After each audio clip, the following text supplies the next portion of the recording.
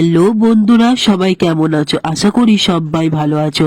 অনেকদিন পর একটি জন্মদিন বাড়ির অনুষ্ঠানে নেমন্তন্ন পেয়েছিলাম, তাই সেজেগুজে বেরিয়ে পড়লাম সেই জন্মদিন বাড়ি যাওয়ার উদ্দেশ্যে। তো চলো এবার আমরা টোটোয় চাপবো। তো ফাইনালি আমরা টোটোও পেয়ে গেছি এবং টোটো কাকুকে বলা হয়ে গেছে আমরা কোথায় নাম। ফাইনালি আমরা অনুষ্ঠান বাড়ির সামনে চলে এসেছি। আর ওদিকে দেখো বেলুনের গেটটা কত সুন্দর লাগছে না?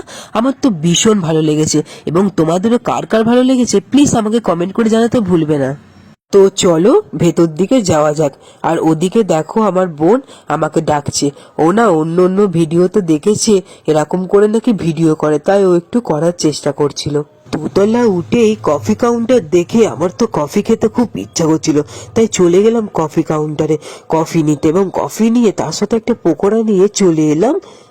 কফিটা না প্রচুর গরম ছিল, তাই আস্তে আস্তে খাচ্ছিলাম যদি আমার জিভ পুড়ে যায়। আর এইদিকে দেখো আমার মাকে পকোড়া বাটিটা ধরিয়ে দিয়েছিলাম। আমার মা তো প্রচুর বিরক্ত বোধ হচ্ছিল, শুধু ক্যামেরা চলছিল, কিছু বলছিল না।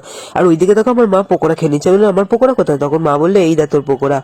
দিয়ে আমি তো পকোড়াটা পেয়ে ভীষণ খুশি, তা তোমাদেরকেও দেখিয়ে দিই পকোড়াটা। এই দেখো পকোড়াটা আমি নিয়ে নিয়েছি, এবং এক হাতে ক্যামেরা আর এক হাতে পকোড়া বাটি। কি করে খাবো, তাই আবার ধরিয়ে দিলাম মায়ের হাতে। ওখান থেকে একটা একটা করে পকোড়া আমি খেতে আরম্ভ করলাম। আর এইদিকে দেখো এই পুতুলটার সাথে ছবি তুলতে তো আমার বোন ভীষণ ভয় পাচ্ছিল। আসলে এই পুতুলটার যে কি নাম আমি নিজেও জানি না। তোমরা যদি জেনে থাকো এই পুতুলটার নাম কি প্লিজ আমাকে কমেন্ট করে জানিও। বোনের দেখা দেখি আমিও চলে এলাম এই জোকারটার সাথে হাত মেলাতে। জোকারের সাথে হাত মেলানোর পর আমি গেলাম পুতুলটার সাথে ছবি তুলতে। আর এদিকে তো জোকারটা পাশে দাঁড়িয়ে আছে, ভাবছে কি করব, ও আমাদের সাথে জয়েন্ট হয়ে গেল। তারপর চলে গেলাম কেক কাটার জায়গায়। দেখো কেক কাটার জায়গাটা কি সুন্দর সাজিয়েছে, আর দেখো কত ভিড়। ফাইনালি আমি ভিড় কাটিয়ে চলে এলাম কেকের সামনে। আর ওই দেখো আমাদের বার্থডে বয়ের কাছে কেমন লাগছে সবাই একটু প্লিজ জানিও। আর এই দেখো এই ফাঁকে ওর মা বাবার সাথে হয়ে যাচ্ছে একটুখানি ফটোশুট, এবার হবে কেক কাটিং। আর হ্যাঁ, সবাই কিন্তু কমেন্ট বক্সে হ্যাপি বার্থডে বলতে ভুলবে না।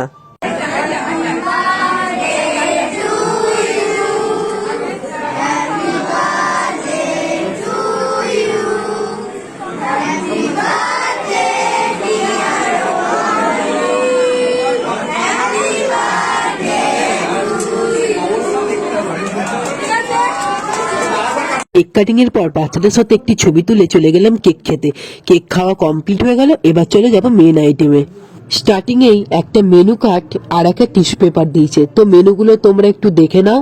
তো প্রথমেই দিল চিকেন স্যাটের পর দিল স্যালাড, কিন্তু স্যালাডে পেঁয়াজ না থাকায় আমার তো মনটা খুব খারাপ হয়ে গেছিল। তারপর দেখলাম ওকে পেঁয়াজ দিয়ে দিল। এইদিকে তো আমার মা চিকেন স্যাটে খেতেই পাচ্ছিল না, তাই মা বলল খাবি? আমি বললাম হ্যাঁ খাবো, আর না বললাম না, কারণ সুযোগের সদ্ব্যবহার কে না করতে চাই বলো। তারপর তো নিজের মনে একদম আনন্দ করে খেতে আরম্ভ করলাম, আর দেখলাম এদিক ওদিক কেউ আমার দিকে তাকাচ্ছে কিনা। এরপরে চলে এলো কড়াইশুঁটির কচুরি, তার সাথে চলে এলো চানা মশলা, এরপরেই দিয়ে দিল পোলাও। এই ফাঁকে বলে রাখি খাবারগুলো কিন্তু ভীষণ টেস্টি ছিল, আর গরম গরম ছিল। আর তোমরা তো জানোই শীতকালে গরম গরম খাবার খাবার মজাই আলাদা। এরপরে চলে এলো আমার ফেভারিট খাবার মাটনটার কালার যা এসেছিল সত্যি অসাধারণ, আর মাটনটা সেদ্ধ হয়েছিল। আর তোমরা তো জানো মাটন ভালো সেদ্ধ না হলে খেতে ভালো লাগে না। এরই ফাঁকে চলে এলো চাটনি, পাঁপড়, রসমাদুরি, সন্দেশ।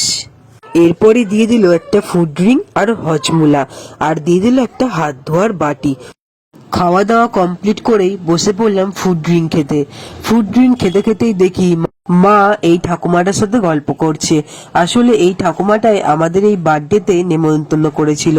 তারপর আমার বোন বার্থডে বয়কে টাটা জানিয়ে আমরা চলে গেলাম বাড়ি যাওয়ার উদ্দেশ্যে। বাড়ি যাওয়ার সময় কতগুলো বেলুন দেখতে পেয়ে সেই বেলুনগুলোকে নিয়ে আমরা চলে গেলাম রাস্তায় টোটো ধরতে। তো আজকে ব্লগটা এইটুকুই। সবাই ভালো থেকো, সুস্থ থেকো, এবং আমার চ্যানেলটাকে ফলো করে দিও। টাটা।